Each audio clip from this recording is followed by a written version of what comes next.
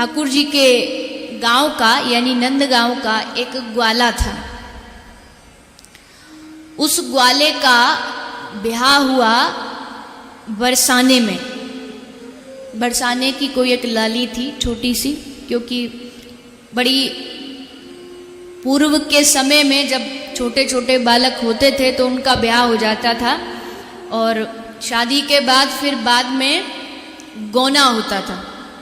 गौना मतलब ब्याह पहले हो जाए लेकिन लड़की ससुराल बाद में जाती थी। तो इन दोनों का ब्याह हो गया था। अब दोनों बड़े हुए तो अब जो गौने की जो रस्म थी वो होने वाली थी। तो जो नंदगांव का ग्वाला था वो अपनी बहू को लाने के लिए बरसाने से नंदगांव से बैलगाड़ी लेके चल पड़ा। अब बैलगाड़ी में बैठ के जा रहा था कि तभी उसको रास्ते में कृष्ण मिल गए। कृष्ण ने पूछा, लाला अरे भैया कहाँ जा रहे हो है? ग्वाला बोलो, भैया मेरो ब्याह हो बचपन में तो आज गौना है तो अपनी बहू लेने जा रहा हूँ। ठाकुर जी बोले, देख लाला, जब बहू आवे ना मतलब हमारी भाभी आवे तो सबसे पहले वाको मोड़ो हमें ही दिखाइयो। तो ग्वाला बोलो, ठीक है लाला, सबसे पहले तो ही मोड़ो दिखाऊंगा। कह के ग्वाला चल पड़ा। नंदगांव पहुंच गया, बरसाने पहुंच गया। लेकिन बरसाने में वो जो गोपी थी उस गोपी का नाम माधवी था। वो जो लाली थी जिसका ब्याह हुआ था उसका नाम माधवी था। तो माधवी की जो माँ थी, माधवी की जो मैया थी, उसने माधवी को बड़े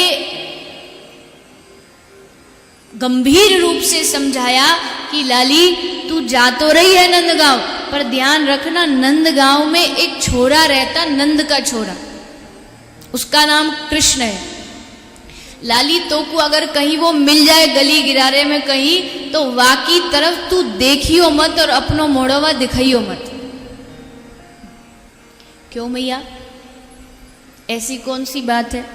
तो बोली कि लाली वो जो छोरा है ना बड़ो खतरनाक है, तो याताई ना तो वाको मोड़ो देखियो ना वा अपनो मोड़ो दिखाइयो। लाली बोली, ठीक है मैया, जैसी आपकी आज्ञा।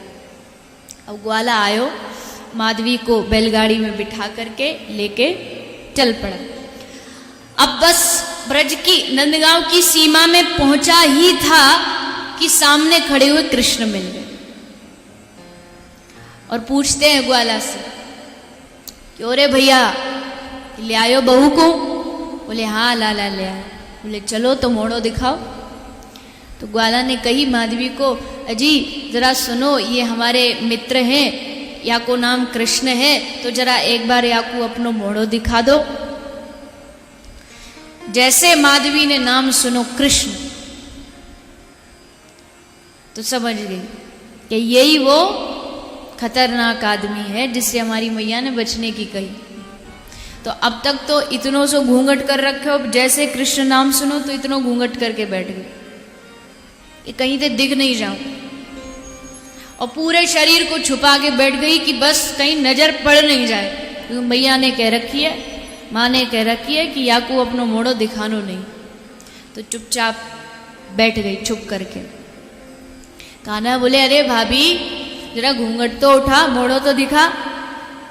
पर भाभी मोड़ो नहीं दिखाए। फिर भगवान बोले, अरे ग्वाला अपनी बहू से कहना मोड़ो दिखा, काय को दुबका रही है, कहानी है का? एक आंख ते कहानी है का जो शर्मा रही है? वाला बोलो, ना ना कहानी नहीं, बड़ी सुंदर है, पर पतो ना क्यों नहीं दिखा रही। भगवान कहते, देख गोपी, हम ज्यादा पीछे पड़ेंगे नहीं, अंतिम बार बोल रहे दिखानो तो दिखा, नहीं तो आज के बाद कभी तेरो मोड़ो नहीं देखेंगे। माधवी ने और घूंघट नीचे कर लिया। ठाकुर समझ गए दिखाना नहीं चाहती। भगवान बोले, ठीक है तो जा, अब तू भी का याद रखेगी, कभी भी ना तेरो मोड़ो देखेंगे ना तो अपनो मोड़ो दिखाएंगे। और कह के भगवान चले। अब माधवी घर आई। अब यशोदा मैया घर में कोई भी नई बहू आवे तो मैया बा को मुंह दिखाई देने जाए, और जहां भी जाई तो लाला को साथ लेके जाई, क्योंकि लाला को नई बहू देखने को बड़ो शौक हो। गांव में कोई भी बहू आएगी सबसे पहले मोड़ो यही देखते थे। तो मैया बोली चल लाला, गांव में एक बहू आई है फलाने लुगाला की, बरसाने थे, चल तो को मोड़ो दिखा लाओ। ठाकुर जी बोले काई को भी मोह देख लेंगे पर वाह को नहीं देखेंगे, कभी नहीं देखेंगे। बड़ी बनी फिरे मानो कौन हो, अप्सरा उतर के आई हो का, वही के मोड़ो देखने थे सब कुछ होगो का। जा मैया तू चलिए, हम नहीं जा रहे। यशोदा बोली बढ़ो, पर चलो कोई बात नहीं, मन नहीं होगा। मैया चली गई। अब माधवी अपनी यही प्रतिज्ञा निभाती रही। जब जब उसे पता चला कि कृष्ण आ रहा है, घर में घुस जाती, घूंघट कर लेती। कान्हा गाय चरा के वापस लौट रहे हैं, सब गोपियां अपने घर से बाहर निकल आती थी, पर माधवी उल्टा अंदर घुस जाती। कहीं एक बार दर्शन हो ना जाए, कहीं इसका मुंह देख ना लूं। क्यों? क्योंकि मां ने मना किया है। जानती कुछ नहीं है, बस मना किया है। मानती रही। लेकिन एक दिन जब श्री ठाकुर जी ने गिरिराज धारण किया, इंद्र का प्रकोप हुआ, बारिश आ रही है, आंधी आ रही है, तूफान आ रहा है, कोई इधर भाग रहा है, कोई उधर भाग रहा है। भागते माधवी का घूंघट उसके मुख से पीछे गिर गया, और जैसे घूंघट उठा तो नजरें सीधा गई और सामने दिखाई दिया एक हाथ गिरिराज से लगा हुआ, एक उंगली गिरिराज से लगी। जैसे उंगली देखी, माधवी को लगा ये इतनी सुंदर उंगली किसकी है। थोड़ा और आगे बढ़ी, कंधे तक दृष्टि गई, और आगे बढ़ी, कंठ तक दृष्टि गई, और आगे बढ़ी, मुस्कान पर, मुस्कुराहट पर दृष्टि गई, और ऊपर बढ़ी, आंखों को देखा, और जैसे देखा जहां खड़ी थी वहीं खड़ी की खड़ी रह गई। ना पलके झपका पा रही है, ना हिल पा रही है, श्वास जहां था वहीं के वहीं रुक गए। भूल गई कहाँ हूं। एक सखी साथ में खड़ी है, वो माधवी को पकड़ के हिलाती, क्या कर रही है? बोले ये आदमी, ये जो खड़ा है, ये इतना सुंदर, ये कौन है?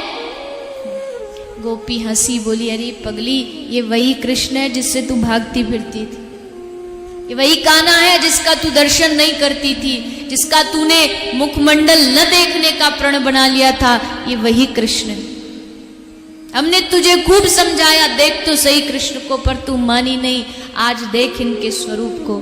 माधवी ने जैसे देखा, आंखों से अश्रु की धार बह पड़ी, और अपनी माँ को कहती है, माँ ये तूने क्या कर दिया? ये कैसी शिक्षा मुझे दे दी? इतने दिन तक मुझे तूने कृष्ण के दर्शन से वंचित रखा, इतने दिनों तक मैं कृष्ण का दर्शन नहीं कर पाई, मेरे भाग्य, मेरी किस्मत फूट गई। लेकिन माँ, इस घूंघट की लाज ने मुझे कृष्ण दर्शन से दूर रखा, पर आज वादा करती हूँ कि आज के बाद इस लाज, इस लोक लज्जा को, इस घूंघट को उठा के फेंक दूंगी, सब मर्यादाओं को तोड़ दूंगी। और उसने वही प्रण बनाया, और कहते कि वही माधवी गोपी अगले जन्म में जाकर के राजस्थान में मेड़ता की भूमि में मीराबाई के रूप में प्रकट हुई, जिसने सब लोक लज्जा को त्याग दिया, सब घूंघट की रीत को त्याग दिया। सबने खूब समझाया कि अरे मीरा, जो परिवार की रीत होती है, जो परंपरा होती है, उसको मानना चाहिए। लेकिन मीरा ने सब बंधन तोड़ दिए, नहीं मानी।